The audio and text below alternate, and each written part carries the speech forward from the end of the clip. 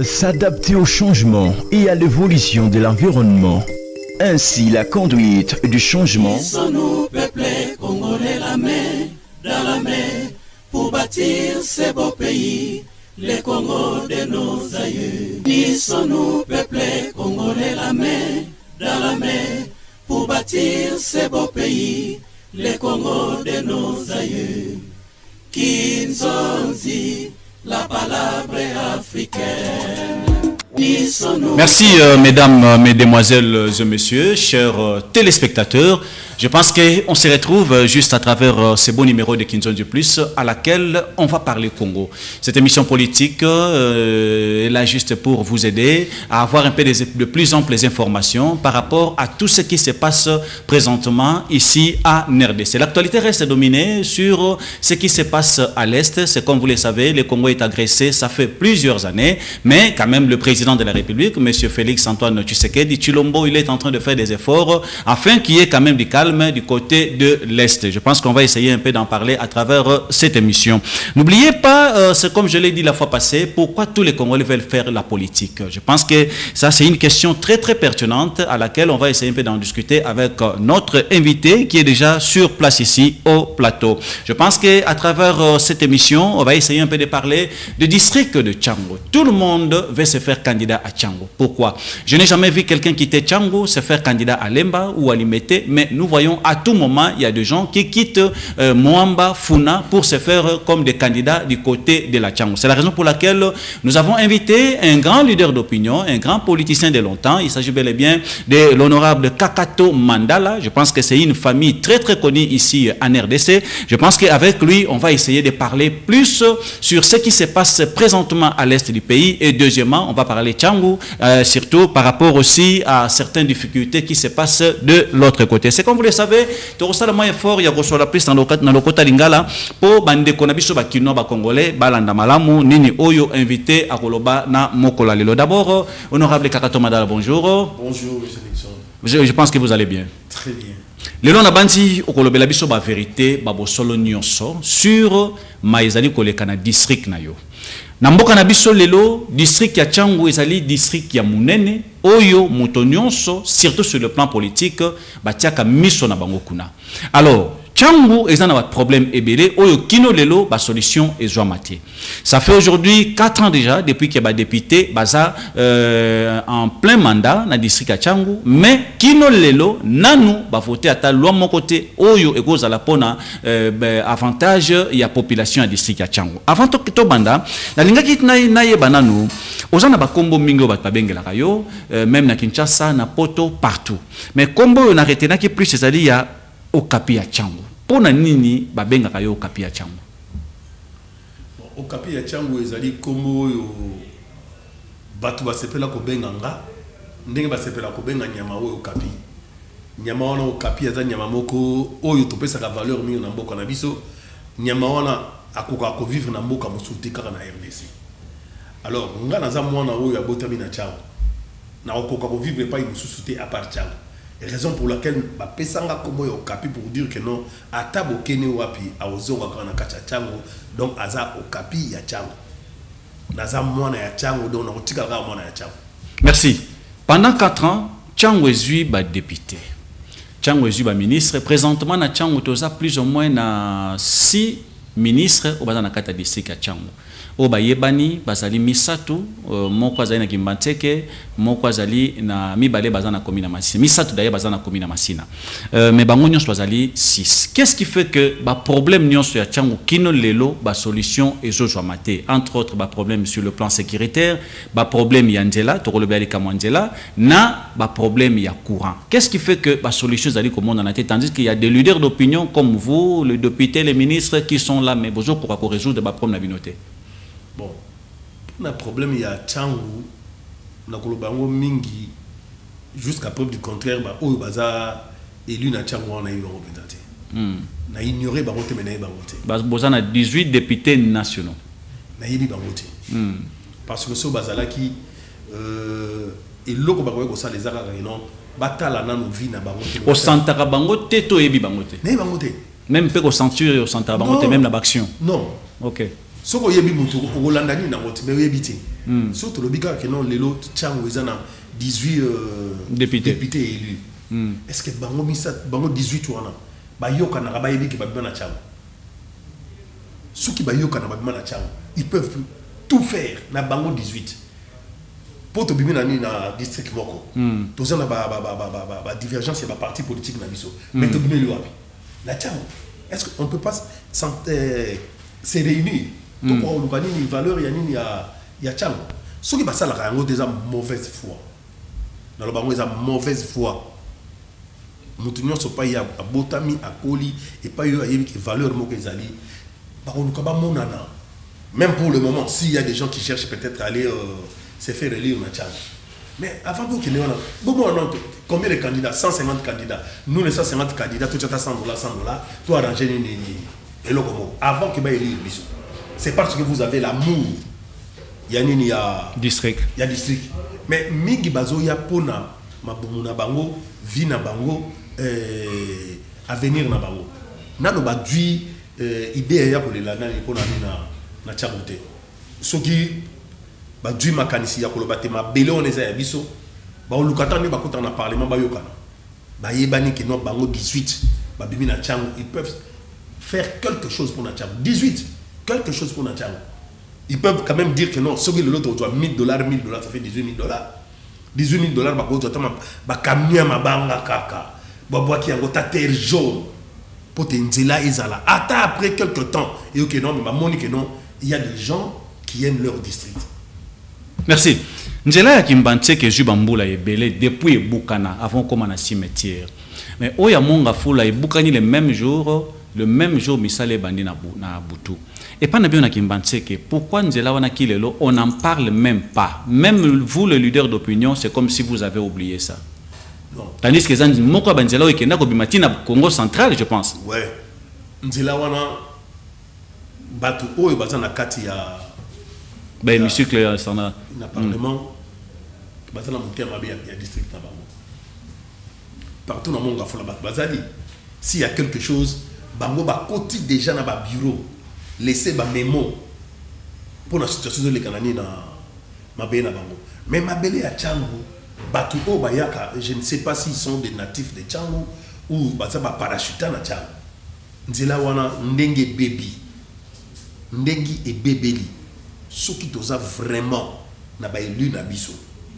Akoy ko sala ta makasité, ata mabanga ya pamba. Nzela zo buka na pour dire que non, elinge sala maintenant ni séparation entre Kintouagi na ni cimetière. Aujourd'hui déjà atteint les comment kuna?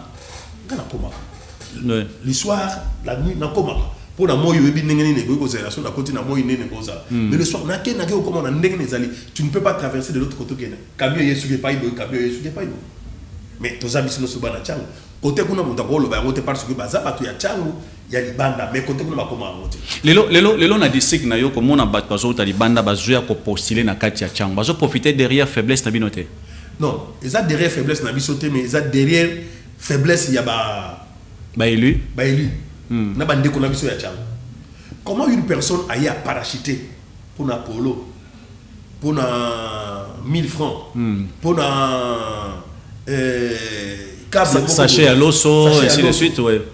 Mais tant voyez à pesibino yango na sima azomo na bino na bio baso sokaba bo pesi mandat 5 ans Nicolas sachet à l'osso kwa bino ni masango bo picoté ya siminzela akenaye so bozana besoin nango aroyaka ka jour ya wa la bino ni masango tout ce monde va se situation de kana Tchango.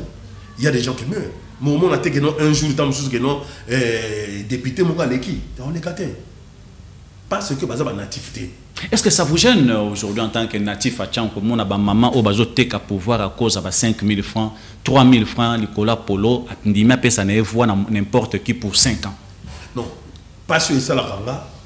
Je crois bien que yango na dit que non na kanga su mutemate. Na kanga su mutemate pour na Tchango. Tout je vais aller dénoncer ou tu kunate aux amants à côté kunate. Tu peux dénoncer. Tout tu dénoncer. Nous ne pouvons jamais donner la valna batubazo italibanda o toyi bangote baye ba boaki kaka nini masango ba tiki ba soso ba dodi ba zongi et ba yeli susu neti siko ils sont maintenant capables de préparer le polo. Ils sont en train de préparer le polo. tant qu'il y a polo on a mutuna nzala du polo à 1000 francs à bosani que lobi na tongo a otika yentele zati sur ça du jeep na yamati amati ni ba glace sur ça du jeep amati ba glace et so oyebaka ngo malamu aujourd'hui honorable Karato Mandala que parmi les 18 députés qui sont élus à Tchango obaza bana Tchango basa plus ou moins 5 des 4 mais oba fanda kana Tchango kino lelo ba comme même pas 3 n'était sur bango non nayebi que moi série mo nayeba ki yango bon ko vanda na Tchango ezaka raté que non nengo za député au vandi kaka na Tchango mais yeba mabele na yo ça doit être présent voilà la circonstance est commis zalata wana circonstance musu bazo senga yo pe le côté mais il y a kokoma kaka pona ko doit valeur ya mboka na yo ko présenter ngo lelo valeur ya Tchango yebani te parce que bateau ba koti kuna ba yebi valeur ya Tchango te biso debi valeur ya Tchango te que un jour Tchango wana même l'état congolais a offutaka pona ko boa Tchango tout le monde passe que par Tchango tout le monde passe que par Tchango soki lelo manji les athées muta obimasu mboka azate Tchango mais soki komi pona ko bosana mboka ba bosana ka liboso dista bosana liboso lo Tchango ezalate c'est parce que bato lobela ngote et ça te gêne aussi souvent lobby et général yamakasi si par hasard bato zo lo bombe ya Tchango ngala kota ngo mala moko parce que non changé té nda ko na Tchango makambo na Tchango misala na Tchango so bo fingi Tchango bo fingi nga so bo lobi malamu ya Tchango ngala beti maboko parce que bo lobi pona nga mais so bo lobi mabe ya Tchango ça bo lobi pona nga non ndima ngote je ne peux jamais accepter bo fingi Tchango jamais. Aujourd'hui, vous êtes une famille réputée. Vous avez famille Mboka Oyo, famille Mandala avec papa Mandala. Il n'y a pas longtemps. Non, c'était la maman qui est décédée. Papa est vivant. Hein? Ouais. Ah, ok. Je salue en passant papa Mandala. Aujourd'hui, yo mokona no kombo na yo ezo pesé na mboka oyo, petit frère na yo Eric Mandala kombo na yo ezo pesé. Bino nyonso bozaba na Tchango. Qu'est-ce que vous avez fait de Tchango? Bon, na Tchango, jusqu'à preuve du contraire, oyo ba fréquentera biso bango na koto salaka. Ouais. Ba lobi que non soko pesi na loboko ya gauche, loboko à droite et baté. C'est ce que nous sommes en train de faire. Mais tozo kende koloba que non pour na Tchango. To tika image ya Tchango lokola ba oyo bazalaki pe na banini na ba côté ya lukunga batika ba trace na bango to tika ba trace wana Tchango. Et kotika la. Vous comptez faire quoi? Na Tchango toza na ba usine ou tozo sala. Ou to ko engager plus de 200 300 pe bateau. Ou ezo salama. Ou ko nourrir pe ni vida Kinshasa. Ou ko nourrir pe Tchango wana lolenge mo ya osakana te. Toza nango na processus ya kosala yango e ko komati mois de juin te bana Tchango ba oganga po na Tchango. Aujourd'hui, vous avez créé 6 femmes sécurité, et la société a monné à sécurité au Ezwami na Tchango. Bondime botia siège na ngoto bureau administratif na on a décidé à Tchango. Pourquoi et puis quel est l'apport ya bana Tchango par rapport à la société wana? Bon, pour y avoir des ça qui existait déjà na niveau de Tchango. To botami na Tchango. Ouais. To koli na Tchango. To tangi na Tchango. To bani go to lipa na Tchango. Alors tant aujourd'hui initiative que non nyos to sala les agapo na Tchango. To zongisi bureau administratif na Tchango. Oyo baza kuna na kati ya nini ya société on a 3 cas. Bazaba na Tchango. 3 cas bazaba na Tchango. Libanda c'est to minimiser un cas. Nyonso batikali bazaba na Tchango. Et oyo bazaba formateur bazaba oyo bayebani makasi bana ya Tchango. Toki na gauche droite était oyo yebika goza la grand maître bangoni bato pesa formation kuna. Merci.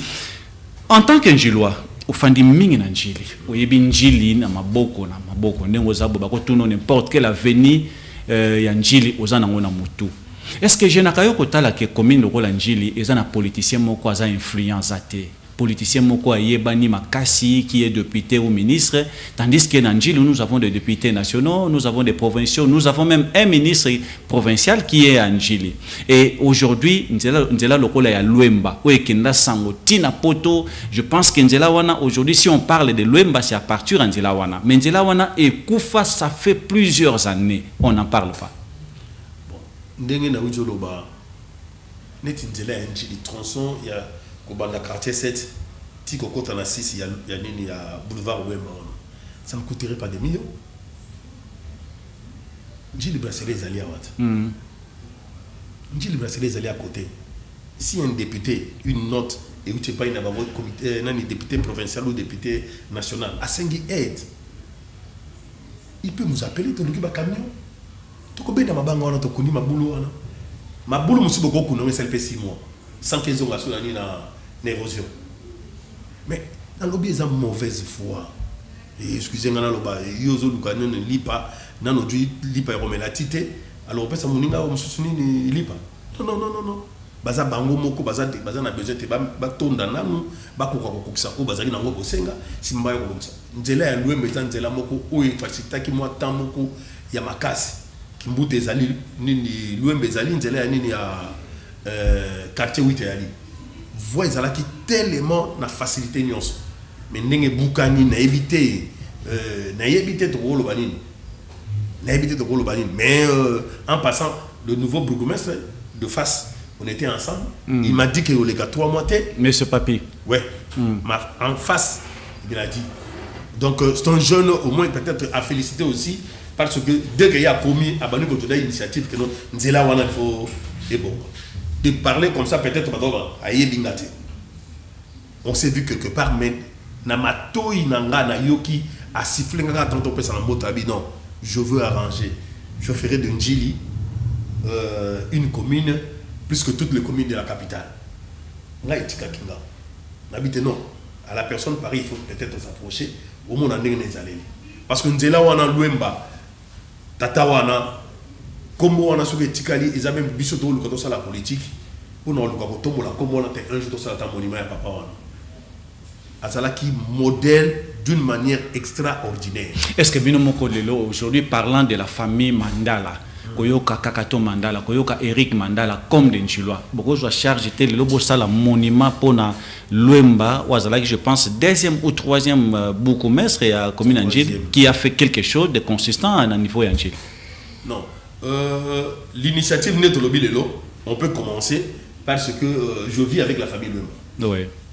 Je vis avec la famille Luemba. Oui. Nazalakawana, Nakendakawana. Pour faire quelque chose au Bolibo, Papa Luemba, il faut toujours appeler aussi associer la famille. Associer la famille, dire que non, voilà ce que nous voulons faire. Tout ça est là qu'on n'a pas eu. Comme je le dis aujourd'hui, ils ont une idée. Je vais informer mon frère, le boss Eric Mandala. Je lui dirais que non. Tous les émissions, Papa Nani Nixon a boit quelle émission de Banga Mogoboye, Tobenga Bandeko, Tovanda. Moi, je vais rejoindre peut-être Guy ou soit Richard et Beluemba. Un de ces 3 matins, on s'est ensemble. Je veux leur dire que non, il faut tout ça les locaux, on a même l'entrée. Bamona que non, Tata Wana Zalaki. Et c'est un peu de voir un papa, voter même na banini, ba lemba, voter na nini, yazaki na chango, voter tina banini, ba komi mususu. Et directement, et puis ça qui moi mon boulot même le temps on a ni fait mon boulot à la qui. Mais comment papa oh azob ma voix boy. Plus de 99 000 voix, donc 90%. C'est parce que Ayebaki Kovanapé, Ayebaki, comment vivre avec habitant na Yanji. A dépassé écoute même c'est Yanji, écoute même qui mentait. Il y a de deux qui mentait que papa le m'a parté. Merci. Aujourd'hui, tout le monde veut faire la politique. Tout ça dans le district nayo. Région zanini, ils ont influence sur les députés, ils ont payé il y a $21,000, il y a Jeep, il y a des autres influence wana. Au lobby influence mogo ezali ya komona kaka ou wana ningo tambo na Jeep, ngapena kende ko kaka pour Antoine.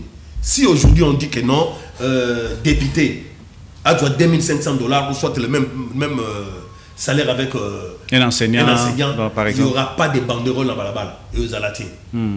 Et aux alatés.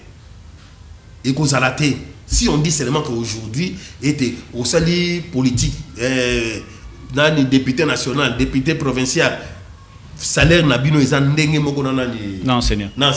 C'est tout le monde qui va abandonner. C'est tout le monde qui va abandonner. Et que non, bon, on peut savoir une voiture, mais ils ont pas voiture, on peut savoir une après ta vie. Vous avez un professeur universitaire. Voilà. Il y a un autre monde qui c'est parce que l'idée n'est pas que si on a du Jeep, il faut prouver Batouana. tant on se continue vous voyez bah soutenir na libosa balabala no libulu yali il y a des députés qui sont là bazawana ba boulou beta na balabala na bango ba boulou za na balabala na bango akoyi ko bimate ke na tonga do kata moyen ko sala non ngana zolo bango ne na zolo bango sans inventer ngapa na ngana yeba ke non et ça titre mais je resterai ce que je suis ou on est à titre moko politique mais dans zalo on azali ce que c'est na terre c'est na otimo na libuna longi mabele yego longo langa longo nini yego matsange longo nini mais c'est qu'ils ignorent bazana ba famille yo comme député ce n'est pas toute la famille comme comme député hein. Yo comme député toi tu gagnes c'est que tu es en train de gagner mais quelque part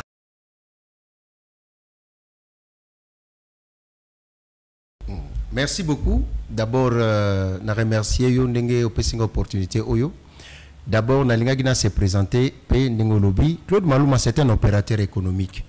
Par rapport à makambu ya ba musicien ndenge lobby ezali na travers Claude Maluma bandi na diamant na sali diamant na ba Didi Kinwani j'étais très jeune tant on a sali diamant après diamant j'ai terminé mes études je fais le diamant après na kepoto na vani na poto na sala ba faire j'étais un homme d'affaires naza un entrepreneur immobilier na Gombe partout na Bandaku na Tchangu et nazali aussi un acteur politique j'étais candidat gouverneur na Ngobila. Je suis quelqu'un qui a des valeurs. Nazo se présenter, naza mutu oyo papa nangai noko nanga Mbwankiem baza paru ba créateur à UDPS, papa nanga Maluma, il fut député en 1956, batobele na Tchangu wana papa nanga fouté na bango classe, abengi sapé batobele na mboka il a aidé beaucoup de gens comme papa Mbwankiem makufa pe misu pour la population à Tchangu et na cadre wana ngai mokope. Je suis, pendant tout ce temps que je suis opérateur économique, Nassali Sarabatou Mingi, na joué un rôle pour nous ça jeune belé, j'ai plus de 100 employés, 80% ils abattent à Tchangu, et ils ont la chauffeur, ils ont la domestique, ils ont la bateau, ils ont la mission, l'entreprise Nangai. Nazape na grande l'entreprise où il te raconte un incendie na Congo. Les entreprises Nangai, il n'y en a pas deux.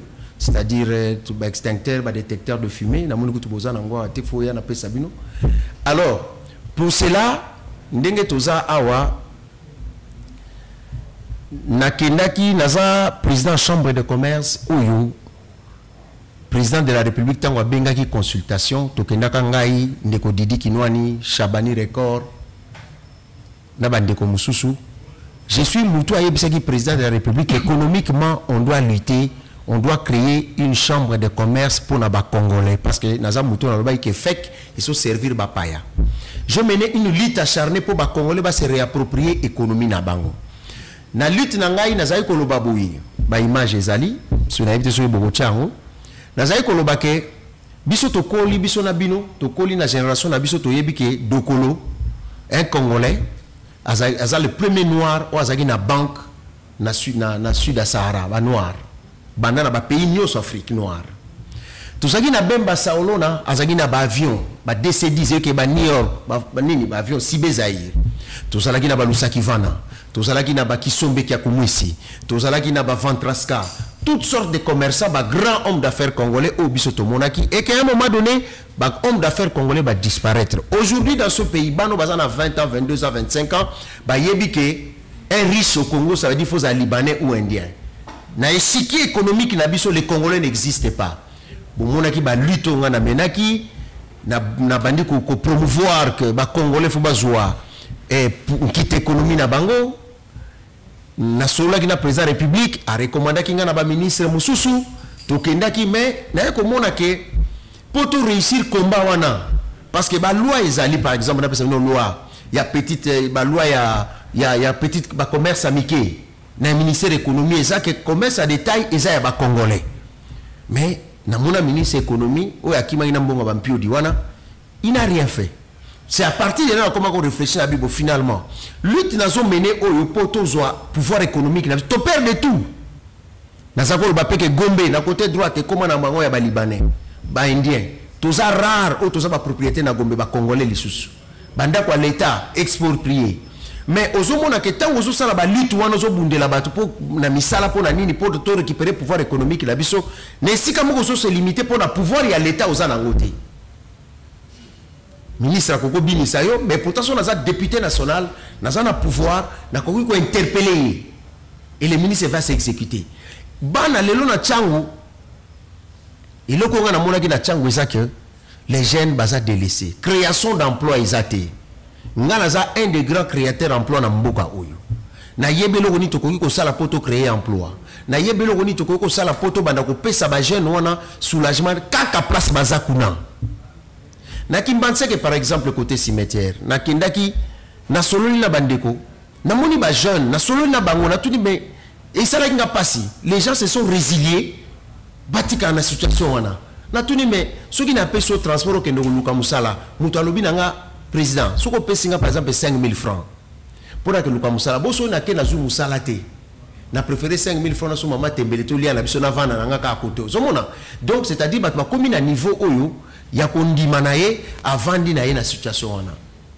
Kaka na changu wana na ye komona na kimbanse ke situation mo na kutana ki nango chauffeur nanga ebisinga président comme chauffeur nanga za azalaka avant na kimbanse ke natif na bande comme susu ebisinga tozana na président Socrate a na kimbanse ke cimetière toujours se retrouver que ndenge tozaboye toujours se retrouver que ndenge tozaboye toujours se retrouver que toza na situation moko awa comme toza na biso bato changu toza ba négliger toza na biso bato changu et puis toujours se retrouver que batiki biso toza na ndeko na biso moko camarade na biso azako kumba moto ba bomaye ya 6 mois et bembezalaka na morgue. Je n'étais même pas candidat. Naki nanga même pas député. Mais vous avez des députés pour voter ba député non? Abi président to luki ba député wana to voter na changu bazo mona na te. Oh, bon ba notable ou bazana babi en tout cas le côté ça fait 6 mois. Nabi OK, mais condition ezana kutana na famille. Porte nangeza kapolele ba memela nga famille wana na ndako to sololi na esi yango to kokunda ndeko na nga wana. Tout ça là 2 semaines, je pense. Oui, ba image ça na kundaye. C'est à partir de la réflexion na yo monate. Les gens sont méchants. Tant on a continué à Tchangu, je ne pense même pas que Batubé va gouverner ville à Kinshasa ba koma ba place wana. Na zu initiative na bandi ko sala ba forage. Na bandi ko sala ba dispensaire parce que na mona ke bisika mususu batu bazana bango ka na besoin ya mai. Batu bazana besoin basala na premier soin. Ils sont abandonnés. Nazaki nanga député te mena sali biloko wana nyoso partout na Tchangu. Na sali na kimbanse ke na minito na zo bisayo batu ebele bazo opérer bango gratuitement nga mona futaka. Baswanya ka bango. So ke na kimbanse ke na sali ba forage. Na kimbanse ko mwe tozana 3 forages. Na dispensaire. Bisika ko soigner ba. Na kati kimbanseke. Na kati kimbanseke. Je pense que les temps bazo bon chercher ba image, on va sur les images. Soko kei na ntelepe, tozo sala na maluku pe tozo sala. Na zo sala ngo plus l'esprit ya to avancer société na biso. Na zela ki te ke mutu apesa ngai salaire na ke nokozwa eloko pona sani. Lelo oyo yango moni naza ko loba boyi ke bato bele bazana bango ba candidat. Mais faut poser bango ba question. Ba candidat pour basaler la bino nini parce que ce que ça ba candidat pour que nous soit $21,000 et puis bon voilà quoi situation où on a zaki na ngoya ko loba yango. Très bien na bansi to moni bandeko ya moto a ezaki na occasion nini oh eza na occasion oyo e bembe wana bana moto poto azaki mwana moto e bembo esalaki 6 mois na mort tant on a bimisi yango bango na bata on a kendaki bazaki na sengo bazo tambola bazo ba merci président Claude Bata moto na so donc e bembe salaki 6 mois na mort ba député tout la musiaza basala kanaba na président na bango ya ba oyo azoko ko encadrer bango bana moto azape candidat je pense dans la députation nationale qu'est-ce qu'il a fait oyo salaki que situation wana et comme na responsabilité à président Claude Maluma. Mais baoye bisao ke mutu moka kokaki te baluka même député na bango ba votaki rien baluka ki non baka wana na pesi exemple eze belé ngala za mutu abatu ngala sali saka batu omoni par exemple to se retrouver na baka mususu batu ba opérer bango okomona soki ba image za batu ba opérer bango wana za makamu nazo sala avant kutu makamba ba élection ba opérer batu naza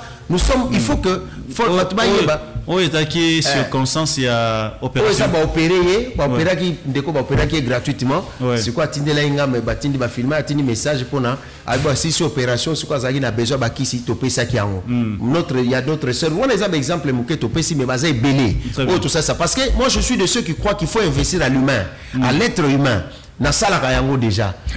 Aujourd'hui, président Claude Malouma, c'est quoi votre rôle?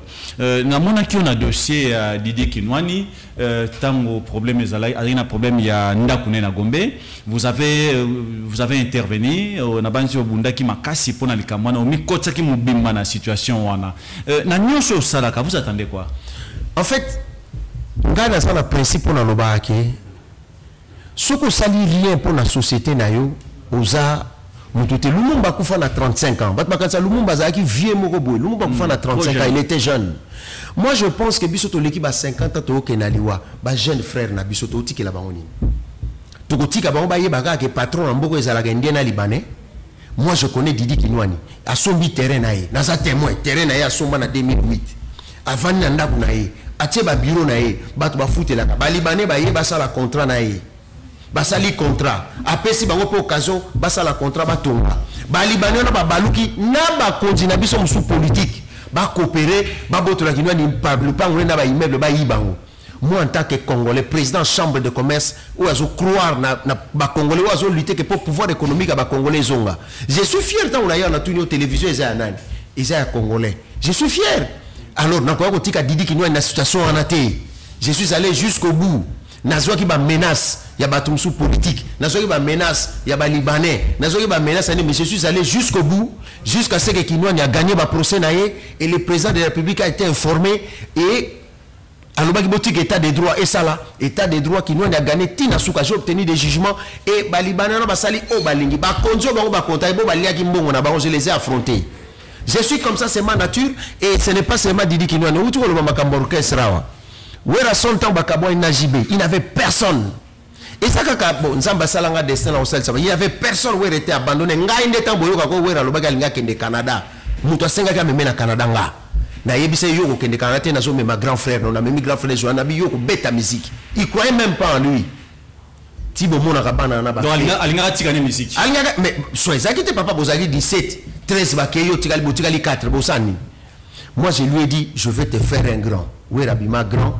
Moi, au fait, Nazamoutou n'a réalisé exploit, na tiki na ke. Batumusu baza na changwana, ba candidat na biope baza ba candidat na soso baza franc. Moko aza na yebali na chang bakanga ke na demia pour n'importe Kabila. 45 jours na sikashwa se mabele. Aza la franc yebisa bino na bimisaki. Afutangani. Je le fais gratuitement. Makamona na sala kango eza nature nanga, je prends la lutte, je prends des risques. Pour na bimisaye na kashwa na ba menasanga.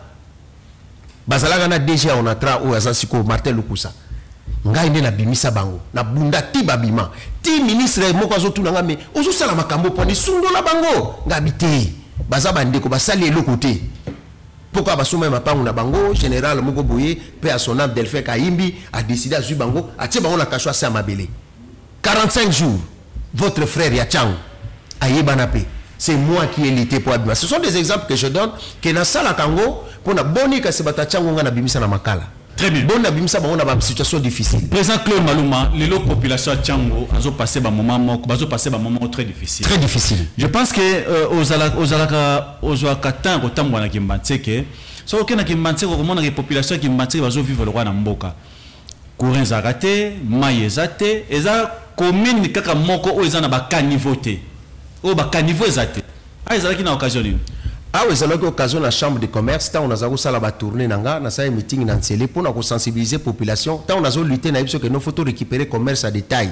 Parce que na yako comprendre que na masangu, bah sinon bah comment te quand même ça ne va pas non. Commerce à détail, il y a une loi qui existe que commerce à détail doit appartenir na ba congolais. Na ça ko conscientiser bango et puis na ça na lutter que tout meka ko ça la banque d'investissement dans ce pays. Pourquoi? Parce que Mobutu Tanga Salaki Sofide, c'est pour ça que mon étoile n'a pas de colo, Bemba Saolo, n'a pas Ventraska, grand homme d'affaires Babimaki. Parce que c'est considéré comme banque d'investissement. Nazako la banque, mon Congolais Moukasa na banque les lotés.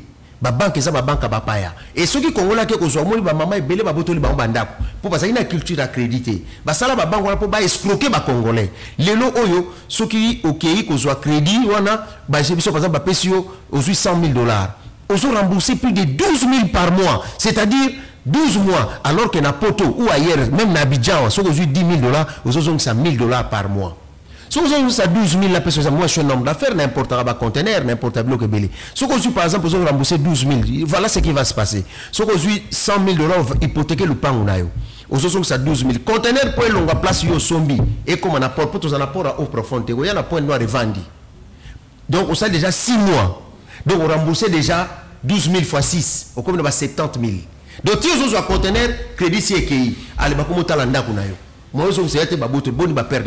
c'est pour cela que nous découvrir dans la recherche dans le cadre de la présidence chambre de commerce, nous avons découvert qu'il y avait une loi, décret royal, il y a 1835. Et ils n'allaient jamais abroger le bas que Congolais, ce que soit crédit en tant qu'entreprise, taux d'intérêt n'est à 2,75% l'an. Mboula Mobimba. Et que ce que soit en tant qu'individu 3,75 l'an, mais les lots toujours floré 45%. Donc, lutte langue à la kike. Tout soit kaka loi wana to zongi sango et to créer banque d'investissement na livre nga kutu nazo koma na sengi ba diaspora auto yeba na bango to ça la consortium to sangi sambongo biso moko ba congolais. Moi je pense que Félix Tshisekedi qui est de nôtre que moi j'ai grandi avec elle mettait que je vois que je peux parler. C'est ça l'avantage de Félix Tshisekedi en tant que président, c'est un des nôtres. Tu es derrière le président de la République? Ah oui, je n'ai pas le choix. Pourquoi? Président Tshisekedi nenga zawana na makamba chambre de commerce autant de kuta na président oh na so lo banebo yo président ba président musu bazaki a président na zalaki a ko so la ne bongo le président ah ça ne va pas président ou ndenge Claude azo lo appelle ngalo abiso c'est un de nôtres, c'est le seul président bon au moins qui tango memi joueur na maboko président na bila zalaki ko mema joueur ne wana eseng non na suivi président ça ne va pas Claude tout ça la ndenge nini à présent tout ça ndenge na c'était président ngalo zo lancer chambre de commerce nanga na yebi ke bato basala fake wana ba kombena senga c'est Claude yo banga bina banga bango te na okela moti na suka aseki ah te to salango et ça n'intérêt na biso tu comprends mais quand on rappelle sur mon que Ozaki candidat na gouvernorat provincial à la ville de Kinshasa t'as échoué pourquoi? Corruption. Oh ngai tala papa je m'en vante pas mais bateau ba yebi je suis très intelligent et très correct. Moi j'ai été approché quand on a posé candidature nanga na moni ba bengi nga na ndeko moko yakana na bureau na tokutana tokutani un indien vandi wana alobi nanga bon monsieur na yebi ke balobi za valeureux et tout balobi ke président de la République a yebi yo tout ça totelo 3,5 millions na mesa soko zui yango au PC ba député professeur l'équipe mais conditions la biso ezake biso ba indien construction na ba libanais to futa ka impoté en tant que président chambre de commerce au Bénin na boyate papa ngaza mona maluma. On nous a appris des valeurs. Très bien. Partout, partout. 15 mapango na changu, on a sombi pour na bato changu. Na sala yango na mutoki nanga. Et d'ailleurs, yoza wana na ebi ke première émission à liboso na travailler ça pas na yo parce que yoza kolo changu pe. Vous allez réaliser. Oui, mais parce que déjà papa, c'est pas une façon ya muto ko réaliser tes za muto za na mbongo ko sala ngote. Ngai avant que tu député, bon la kisate, bozo bomba poani. Ba forage ngwa mama bazo ganga. Na sali ba forage wana nga moko na mbongo na nga. Na sali na besoin salaire à ajouter. Na sali na besoin ko zelaté ba pesa nga 21 000 $ ou quoi que ce soit. Je le fais de moi-même. Monsieur là na parti té. Parti ni o pesa nga mbongo. Je suis propriétaire président de parti oh papa, je le fais moi-même. C'est ma conviction, je le fais pour na parti ni na sali o yebi yo moko ke parti mo ko pesanga mbongo te. Et je suis pas comme ça na sali sarabatunga moko de moi-même. Na sali ba forage, na sali même ba dispensaire, bazo opérer bato félé. Ça je le faisais n'étant pas candidat. Bonjour ambassadeur Nexo. Tenez bien le micro, vous allez bien je pense. Je me porte bien.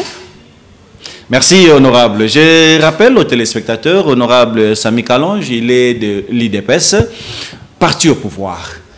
Honorable, est-ce que ça vous fait plaisir aujourd'hui d'être un des piliers de l'IDPS? Je suis fier d'être un cadre, un pilier de l'IDPS qui a combattu pendant plusieurs années et qui est actuellement au pouvoir. Merci. J'en suis fier. Parlez-nous un peu de tes relations qui règnent présentement entre vous et les habitants de la commune de Makala, là où vous êtes élu.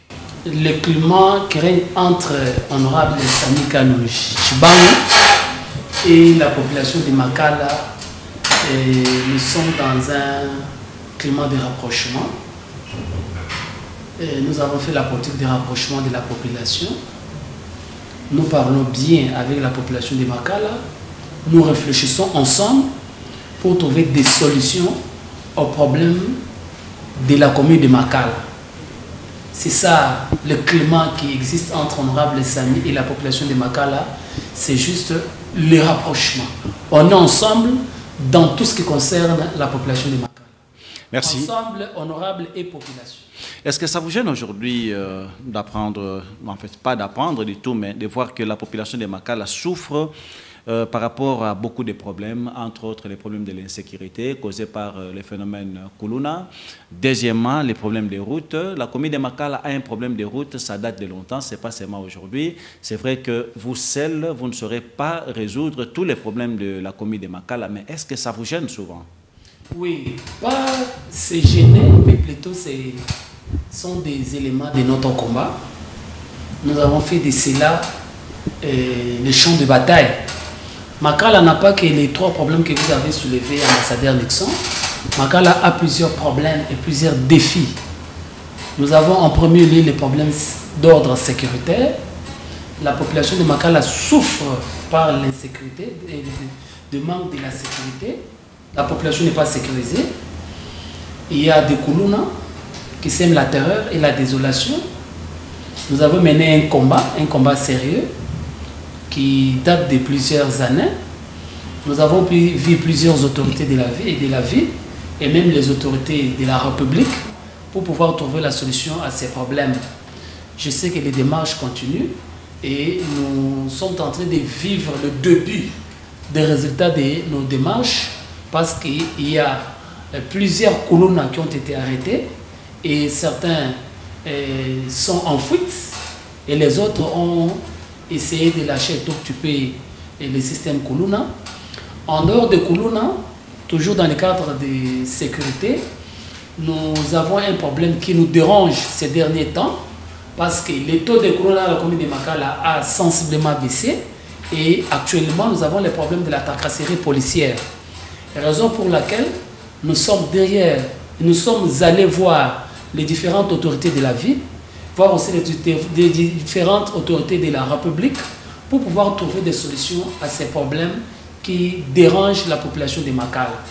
Donc vous êtes jeune, vous êtes papa, vous êtes maman, on met la main sur vous et vous êtes obligé de payer 100 000, 50 000 francs congolais. Si je savais que c'est de cela que nous devons nous entretenir aujourd'hui, j'allais vous amener même des images où les mamans déclarent, les papas déclarent, les jeunes déclarent. Nous connaissons très bien qu'il y a des Kuluna à Makala, mais ces derniers temps, avec les mesures mises sur pied par le ministre, le vice-premier ministre et ministre de l'Intérieur, Peter Kazadi, je sais que la solution est en train d'être trouvée, mais il y a un autre problème qui remonte encore, c'est le problème de la tracasserie policière. Je sais que comme nous avons lutté à ce qui concerne le Kuluna, nous avons gagné et je suis encore dans un combat contre la tracasserie policière et je sais qu'avec l'appui de la population et l'aide du Seigneur, nous allons encore gagner ce combat.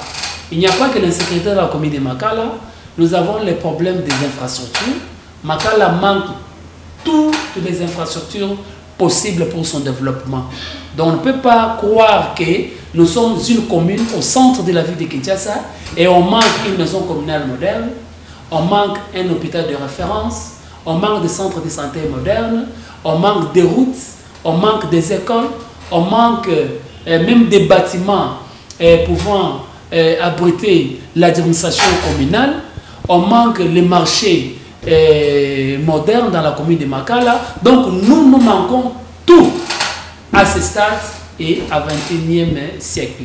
Il y a plusieurs projets mis en place sur le chef de l'État, par le chef de l'État plutôt. Nous avons suivi de près les personnes ou les autorités qui géraient ces projets et nous avons trouvé que la commune de Makala était oubliée dans tous les projets. Concernant le projet Chilejelo, le projet Chilejelo plutôt, le projet 100 jours, Makala n'a pas retrouvé sa part. Et dans la ville de Kinshasa, nous avons vu quelques routes aménagées et Makala n'a pas retrouvé même une seule route. La ville de Kinshasa, le gouverneur de la ville, dit qu'il a construit une route dans la commune de Makala. Je continue à dire que c'est faux parce que la route Elengesa, Ce n'est pas la route qui traverse la commune de Makala, mais sinon, c'est une route frontalière entre la commune de Makala, la commune de Bumbu et la commune de Selemba. Donc, nous manquons tout dans la commune de Makala à ce qui concerne les infrastructures. Il y a un second problème, c'est le problème d'insalubrité. La commune de Makala n'a pas bénéficié d'aucun à ce qui concerne le projet Kilubopeto. La commune de Makala est trop sale, bien sûr la ville de Kinshasa est trop sale, mais la commune de Makala est trop sale par rapport à toutes les communes de la ville de Kinshasa. Il n'y a pas que cela, il y a le problème des rivières dans la commune de Makala, les rivières qui ne sont pas créées jusqu'à ce jour. Nous avons vu dans certaines autres communes, les rivières ont été créées. Nous avons mené des démarches à l'OVD. On nous a promis qu'ils viendront pour créer les rivières de la commune de Makala. Jusqu'à ce jour, on n'a pas vu cela se réaliser. C'est pour vous dire, ambassadeur Nixon, pour ne citer que cela, Makala a plusieurs problèmes, et nous nous battons pour que ces problèmes puissent trouver des solutions et des solutions durables. Merci. Quel est l'aboutissement de tous les démarches que vous êtes en train de faire présentement par rapport aux problématiques qui concernent la population de Makala? Oui, les solutions, je venais de dire tout à l'heure que j'étais avec le VPM de l'intérieur par rapport à l'insécurité, c'est-à-dire l'insécurité sémée par le Koulouna. Il y a eu des solutions, il y a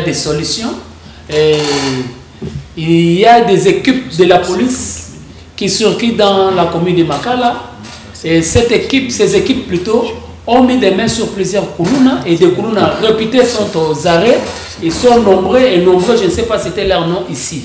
C'est la première des solutions de plusieurs de nos démarches. Le reste des solutions, je vous dis que nous attendons. Il y a l'OVD qui nous a promis de venir créer la rivière Kalamu. Il y a l'OVD qui nous a promis de venir reprendre les travaux sur l'avenir et pour la reconstruction de l'avenir Kimwenza. Il y a la cellule technique des travaux publics au ministère des Travaux publics national qui nous ont promis qu'ils vont reprendre bientôt là avec Arab Contractor les travaux sur l'avenir Kwilu qui vont déboucher sur l'avenir Manzengele pour reprendre Kimwenza et vers les ronds-points Ngaba. Alors, plusieurs démarches ont été entreprises. Nous avons quand même quelques solutions en ce qui concerne l'insécurité sémée par les Koulouna. Et nous attendons aussi les réponses auprès du VPM à ce qui concerne la tracasserie policière. Nous attendons l'OVD pour le démarrage des travaux sur l'avenue Kimwenza, qui quitte l'avenue qui quitte vers le rond-point Gaba, vers Bypass. Et nous attendons aussi l'Arab Contractor qui nous a promis qu'il va reprendre les travaux bientôt sur l'avenue Kwilu vers Manzengele et déboucher sur l'avenue Kimwenza vers rond-point Gaba. Merci. Nous la ville à Kinshasa. Aya autour que vous avez dynamique, vous avez vous avez raté. Oyoka réponse nae. Ce qui a solo azalaka naebi ke akotikala kopesa yo réponse te tant mususu pe akotikala konyima koyana ba émission na yote. Ils sont plus de 35 députés. C'est plus de 35. Merci. Ba Congolais, ba Kinois, ba Zolanda yo. Na France, ba Zolanda yo. Et pas y a Dani Denderier de Madrid. Pas y a Bandeko Mingi, ba Zolanda yo, ba combattant. Ba Zaibele na France wana. O etopesi mbote mingi. Ndeko Sami Kalonji. To ebi ete osala kamakashi ko ebi sa population. Moi bo solo. Na maïzole kana niveau ya assemblée provinciale. Aujourd'hui, boza na ba problème ya barrière et ça continue. Mboka ezali ko kene malamu te surtout na niveau ya gouvernement provincial ya ville à Kinshasa ezo kene malamu te misolo ezali ko bunga les jours au jour. Barrière kinu na ba ministres provinciaux. Siko bino en tant que ba élu ya peuple kinois o bazolanda bino siko bozo kanisa nini bozo sala nini. Et le retour kanisa ezake esengeli to sala musala na bisumeli seke. Et wana oto kanisa ezali assemblée provinciale ya Kinshasa et sala musala na yango ya contrôle de seke.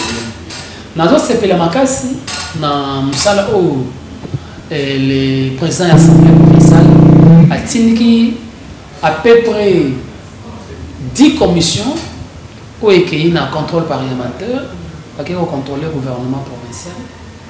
Tous les rapport il y a la commission. C'est dans 30 jours.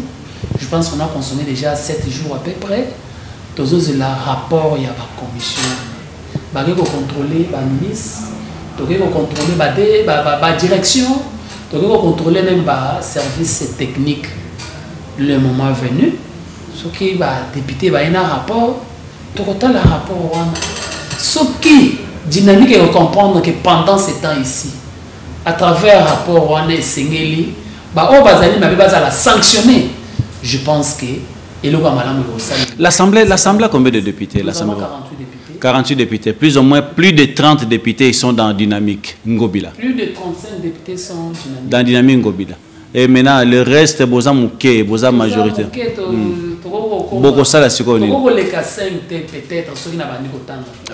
Vous ne voyez pas que Boza a une impossibilité à servir la population. C'est ce que je vous dis. Nous parlons le même langage avec vous. Et les qui doivent nous suivre de près, je dis que nous pouvons faire quelque chose pendant ces temps ici. Avec les missions que le président de la République a mis sur pied, nous attendons dans 30 jours ce rapport. Et que pendant la dynamique Ngobila va comprendre que pendant ces temps ici, nous pouvons faire au moins quelque chose pour tous sanctionner les fautifs. Tous quand même à la dernière minute, on peut faire toujours mieux. C'est pour ça que je vais lettre au président de l'Assemblée provinciale à Kobela qui est gouverneur et à Ville à Kinshasa. Mais tant que vous... Je pense que nous demandons seulement à la député provincial Ville à Kinshasa. C'est ça notre pensée. Cette fois-ci au moins, totale la naissance et la gestion de la Ville à Kinshasa. Merci. Ça fait très mal. Ça fait vraiment très mal de voir aujourd'hui que Baye Bazan dans le tome ya kolobe la population, Baye Bazan dans le tome ya contrôler Baye Bazali ko yange la ville à Kinshasa, commençant par le gouverneur de la ville, P équipe ne Mobimba, ba sali siko association moko pour na soutenir le gouverneur de la ville. Ça fait très mal. Siko le ko la bango ba soutenir le gouverneur de la ville, ba ko contrôler na nini. Yango ba kino bozo mona kena Kinshasa. Bo sotezo continuer mutakolo bazalité yango bozo mona Kinshasa carburant et mata et le hôtel à mabe salama mutakolo bazalité pour na nini puisque na kati assemblée provinciale basala association moko oyo et soutenaka donc baliaka mosolo ya gouverneur de la ville à tout moment. Alors tokomo kene molo vers la fin ndeko Sami Kalonji lelo bitumbo yo zana yango bana makala bazolanda yo. Est-ce que Obanga raté le batio na Kitunga. Batio na Kitunga. Ambassadeur Nixon. Batio na Kitunga. Batio na Kitunga. Awa lelo yo boya kokota na dynamique. Yo boya ba corruption. Obanga raté batio na Kitunga. Oli kochanga na Kitunga. Ngaite na tuni nde soki. Nani akochanga na Kitunga? Nani akochanga na Kitunga? Olomtrebe ke na boya ki na ngai. Na boyi na ngai. C'est-à-dire, na boye na ngoko kota na poche ya mutu.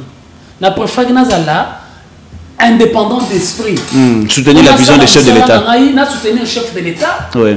Na soutenir pour nini na sala musala en faveur ya bakinois. Maintenant comment na wewe on mana kota na Kitunga ya mutu pendant ce temps ici. Je n'accepterai jamais ça.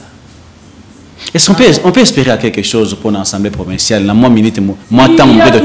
y a toujours à espérer parce que personne ne s'attendait qu'un jour le président de l'Assemblée provinciale pouvait aller dans ce sens-là. Alors, aux options, tout le monde a eu option. Il y a toujours à espérer parce qu'il y a encore le temps pour mieux faire. On dit que Godin Poyazolanda na minute. Na dossier au Bozan en l'Assemblée provinciale pour na le gouvernement provincial. Okoye bisa Godin Poyenini.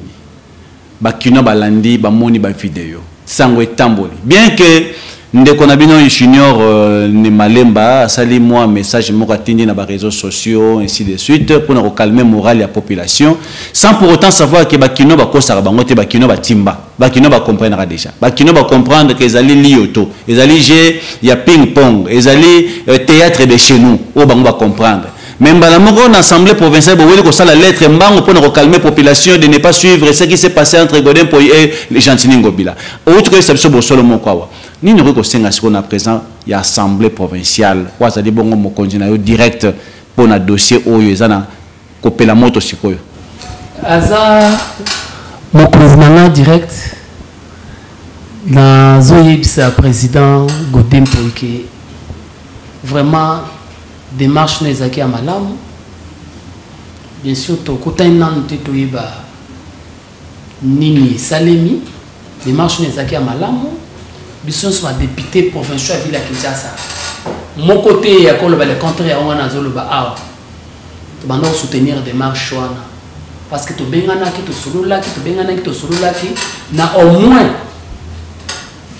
ba député provincial ville à Kinshasa est belé babazala qui n'a pas de démarche et tout tikali tous ensemble réponse na ba lettre au yotine la gouverneur ya ville pour tout le monde clair na gestion ya ville à Kinshasa.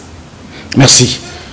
Pour la population à Kinshasa, les Camboya marché central, na les Camboya marché de la liberté, est-ce que ça peut te préoccuper? Marché à liberté, on a un problème sérieux présentement. Il y a des arriérés de salaires. Salubrité, n'en parlons pas. Donc, le marché d'aujourd'hui, n'a marché où il y a madame la défunte Fatou Mawazaki de Bosso, Batoubanyo, Sobayebi, en que marché complètement est commis à Kokufa. Travailleurs n'y ont son marché de la liberté, parce que dans la mission de la minute, où Bazali Kolela. Moi, je parle avec tous les travailleurs du marché. Bazolela. Voir même quelques services dans marché bazolela en tant qu'élu il y a population à ville à Kinshasa on peut assurer bangonini oui toyoki ba tout oignon sur sala musala na marché à liberté bazolela gestion il y a les lots on a gestion à lobby où il y a les lots ezama be makasi vraiment. Tenez bien le micro. Totinaki quand même une commission na kati ya marché wana. Je pense que Badoléance wana et comme les commissions na biso wana, ce sont les honorables députés. Tozo c'est le rapport na bango. Ba oza la corrompite. Ndenge ba corrompa ka liboso. Bon. Tozo la na rapport na bango. Tant to comme na rapport na bango et que to moni ba élément na kati te, c'est alors que peut-être toko tala ndenge nini toko agir pour te sauver bandekwana au bazana kati ya kolela. Et ça c'est normal de politiser le marché. Marché liberté comme tantôt le PPRD, lobby ACP, lobby wana est géré par la ville de Kinshasa. Et la ville de Kinshasa est gérée par des politiciens. Faut comprendre ça. Merci.